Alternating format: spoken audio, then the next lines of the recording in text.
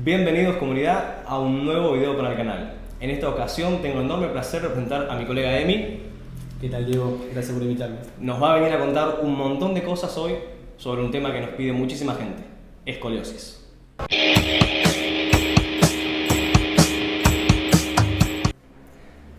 Bueno, la idea es que un montón de personas me consultan por Instagram, por las redes en general, incluso atletas o la facultad, si las personas que tienen escoliosis pueden o no realizar actividad física, si hay algún tipo de actividad física que sea mejor que otro, o ya sea para ser más activos o incluso para tratar esa patología que tienen. Entonces, como hay muchísimas preguntas, la idea era que vos, que estás estudiando mucho sobre este tema, nos vengas a contar todo lo que pudiste aprender.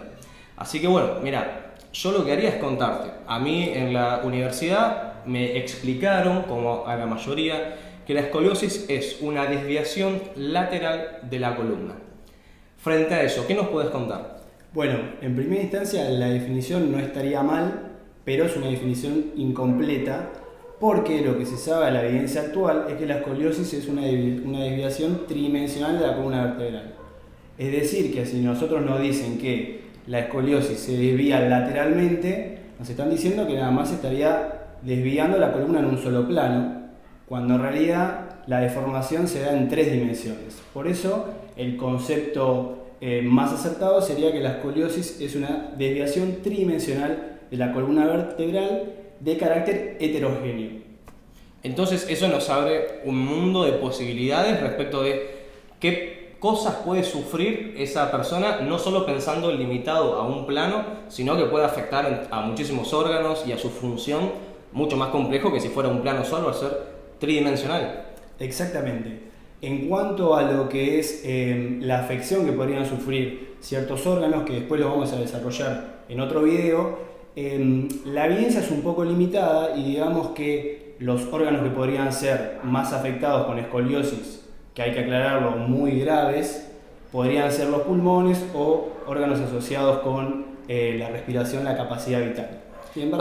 Hay un punto muy importante que estás marcando, esta idea de que en una escoliosis que sea muy grave. ¿Qué quiere decir eso? Que hay diferentes tipos de escoliosis. Exactamente. Cuando una persona me dice a mí, tengo escoliosis, ¿puedo entrenar?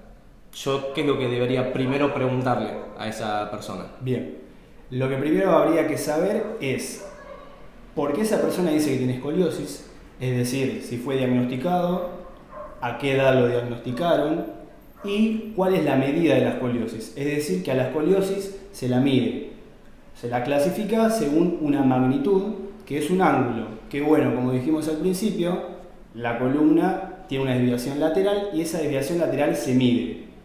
Una forma de medida de esa desviación lateral se llama ángulo de Cobb y ese ángulo de Cobb se utiliza para clasificar la escoliosis. Clasificación según su gravedad. Ahí está. Entonces, respecto del grado de escoliosis que tenga cada persona, vamos a tener que tomar diferentes decisiones, vamos a tomar diferentes propuestas para entrenar o no. Así que el primer punto que tenemos que marcar es que cuando hablamos de escoliosis no puede ser en general y tenemos que poder caracterizar a esa escoliosis respecto de la gravedad y el ángulo podría ser una forma. Exactamente. Por eso al principio cuando definimos la escoliosis y dijimos que es una desviación tridimensional de la columna vertebral y de carácter heterogéneo. Es decir que una escoliosis, por ejemplo, con el mismo ángulo entre, si los dos tuviésemos escoliosis entre vos y yo, pueden presentar características muy diferentes en cuanto a lo que es dolor y otros síntomas que podríamos tener en cuenta a la hora, por ejemplo, de prescribir ejercicio. Es decir que es cierto que uno de los datos que tenemos que tener en cuenta a la hora de trabajar con una persona que tiene escoliosis es la gravedad. Sin embargo, hay otros datos a tener en cuenta, como por ejemplo la presencia del dolor, que eso es muy importante. Claro, una de las cosas vitales para saber si se puede prescribir y cómo se debería prescribir el ejercicio, si hay dolor o no. Tal cual. Ahora, vos planteabas también preguntarle a qué edad esa persona fue diagnosticada con escoliosis. ¿Por qué sería importante esto? Es importante porque una de las clasificaciones que podemos hacer de escoliosis es según la edad. Por ejemplo, la mayor prevalencia de escoliosis, es decir, la mayor cantidad de escoliosis que se presentan en un rango etario en particular, es en la adolescencia. En la adolescencia se dan alrededor del 80% de las escoliosis que existen, que pueden suceder, se dan en esta etapa. Y es una etapa donde hay muchos cambios a nivel estructural, a nivel anatómico. Entonces, que acuda a nosotros para que le prescribamos ejercicio una persona que está en ese rango de edad y le diagnosticaron escoliosis, sabemos que vamos a tener que tener otros cuidados tal vez un poco diferentes a los que deberíamos tener en una persona adulta, por ejemplo, donde su maduración esquelética casi ha finalizado. Totalmente. Entonces las consideraciones a tener en cuenta según la edad son diferentes. ¿Y podríamos encontrar o definir una causa de la escoliosis? Bien, la escoliosis puede tener una causa, es decir, puede tener un origen. Por eso a la escoliosis, y ahora hay que nombrar otro tipo de clasificación, se la puede clasificar según su etiología, Genial. es decir, su origen. Nosotros en este video vamos a hablar particularmente de un tipo de escoliosis que se llama escoliosis idiopática, porque justamente no se conoce el origen de la misma.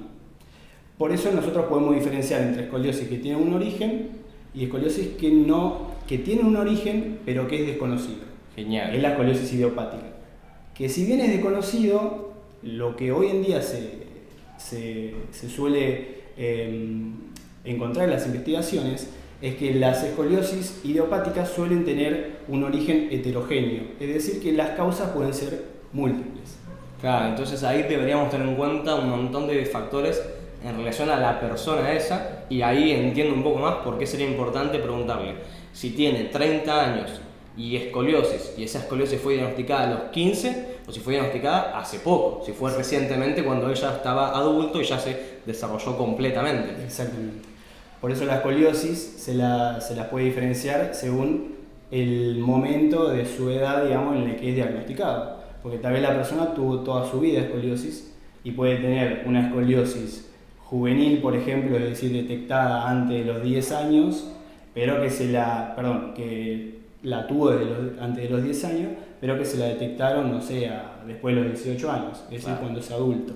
Pero bueno, se lo clasifica según la edad en la que fue diagnosticado que tiene escoliosis.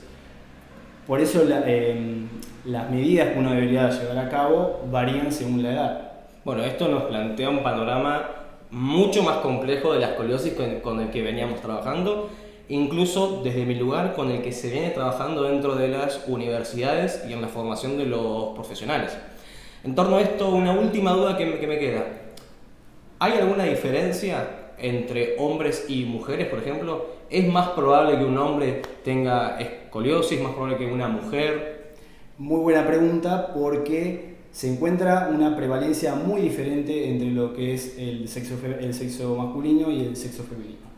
Que esto varía según la gravedad de la escoliosis, la gravedad entendida según este ángulo que mencionamos, ángulo de Cope. Por ejemplo, en escoliosis que se encuentran entre los 10 grados de inclinación y los 20 grados de inclinación, no hay mucha diferencia entre la prevalencia, es decir, entre la posibilidad de que un hombre presente escoliosis y una mujer presente escoliosis. Hay una similitud en cuanto a ese valor. Entre 1,3 mujeres que pueden tener escoliosis, un hombre podría tener escoliosis en este intervalo de grados. Sin embargo, cuando la gravedad de la escoliosis aumenta, entendido como el ángulo, entre los 20 grados y los 30 grados, ya sube mucho más y se puede encontrar una relación de entre 5,4 mujeres, un hombre. Y cuando el ángulo sube por arriba de los 30 grados, la prevalencia todavía es mucho más diferente entre mujeres y hombres, siendo que cada 7 mujeres que tienen escoliosis idiopática, un hombre presentaría escoliosis idiopática. Entonces todo esto nos plantea que mientras más grave es la escoliosis, la prevalencia en mujeres es mayor. Es mayor. Pero si hablamos de las escoliosis que son más leves, puede ser bastante similar la cantidad de hombres con la cantidad de mujeres que tienen escoliosis. Exactamente. Como bien dijiste, entonces cuanto más grave es la escoliosis, entendido siempre por este ángulo, mayor probabilidad de que la mujer tenga escoliosis en relación al varón. Y esto es algo que nosotros deberíamos tener en cuenta, porque probablemente al momento de prescribir ejercicio en una cierta población haya mujeres que tengan, haya mayor cantidad de mujeres que tengan escoliosis en comparación a los hombres. Claro, es interesante esta aclaración, esta exactitud que haces respecto de que siempre que tengamos en cuenta como parámetro acá la gravedad de esa escoliosis por el ángulo. Tal vez si tuviéramos en cuenta otros factores, por ejemplo, clasificarlo por cuánto dolor produce o si la escoliosis que sea sintomática, que tenga síntomas, está más presente en hombres que en mujeres y se podría clasificar desde otro punto de vista. Exactamente. Por eso, no solamente al momento de prescribir ejercicio hay que tener en cuenta la gravedad de la escoliosis, sino otros parámetros que se deben medir. Por ejemplo, el dolor. Y eso se utiliza también para decidir qué tipo de tratamiento va a realizar la persona si es que es necesario. Y entonces, en lo que es el tratamiento, podemos diferenciar entre un tratamiento conservador, es decir, que no se llega a la última instancia, que sería la cirugía o la fusión espinal, al tratamiento no conservador, que sería el ejercicio fisioterapéutico o ejercicio específico para escoliosis, se denomina. Ejercicio fisioterapéutico específico para escoliosis. Qué importante eso, como los datos no solo nos sirven para clasificar si hay más prevalencia o no, hombres, mujeres, sino también para informar nuestra toma de decisiones. Nuestra toma de decisiones no solo de cómo intervenimos, sino de cómo prescribimos el ejercicio, de cómo vamos a enfrentar esa problemática que se nos presenta. Bueno, nuevamente, todo esto es más complejo de lo que se suele ver y por lo tanto yo no podría entonces ser capaz de responder a esta pregunta inicial que era: ¿tengo escoliosis? ¿Puedo entrenar o no? Sino que realmente tendría que indagar mucho más para poder dar una recomendación basada en realmente el caso particular de esa persona y no la generalidad poco precisa que nos habla de escoliosis como una desviación lateral de la columna. Frente a todo esto, muchísimas gracias. Hay muchas cosas más que nos tenés que contar, ¿no? Por supuesto, sí, en unos próximos videos vamos a estar hablando de tratamientos, generalidades y lo más importante, que fue el motivo por el cual principalmente te consultaron, que fue cómo prescribir ejercicio en una persona que tiene escoliosis.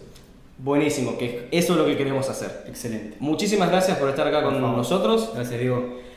No se olviden de dejar en los comentarios, uno, si apoyan este tipo de contenido, si les gusta y si quieren más videos tratando este tema en particular que afecta a tantas personas que nos consultan, ideas para futuros videos que quieran saber y cualquier otra consulta en particular sobre todos los temas que estuvimos charlando hoy.